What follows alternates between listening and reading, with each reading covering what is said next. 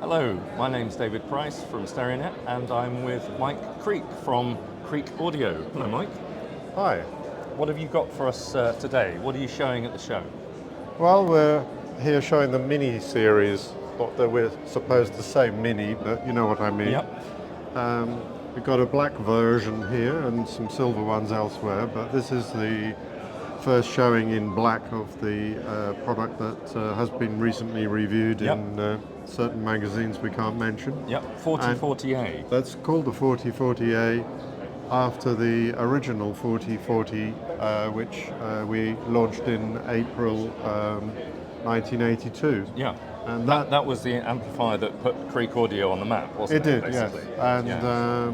Creek Audio came about because I could think of no other name to use to make it more personal. Yeah, So yeah. having thought long and hard for many months about what to call it, Leak and various other brands Yep. with eponymous names Yep. had come to mind. So I thought Creek Audio, fine. And the 4040A was an integrated amplifier which had 40 watt, or people thought it had 40 watts, it was 30 watts a channel. Yeah. So I've made a 40-year anniversary model of Yep. this, and it's got a bit more power. It's half the size and half the weight, and Yep. twice as many inputs. Yep. So the original was hugely successful.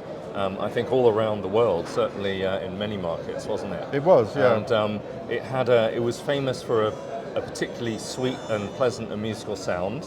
Yes. It was was the right product at the right time. So have you tried to voice the new amplifier in a similar way?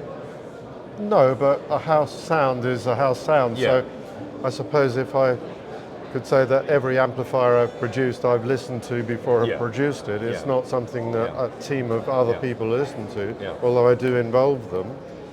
I don't like, bright, upfront, sharp sound. Yes. And if I can do anything to avoid that, I will, Yeah. without losing fidelity or detail. Yeah. It shouldn't be something that gives you listening fatigue. Yes, it's not going to strip the wallpaper, No, is it? no. So, yeah. Could you show us the unit itself and the connectivity on the back? Yeah, well, the connectivity on this particular model is quite straightforward from the right to the left. We have 3 analog inputs, including balanced,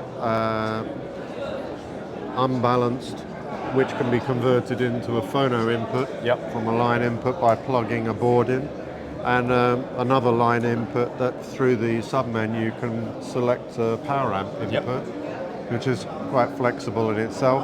Then we've got 4 digital inputs, including USB 2, SPDIF coaxial, Toslink optical, and Bluetooth 5, which gives it some streaming capability of sorts. But So it's very versatile for such a small package.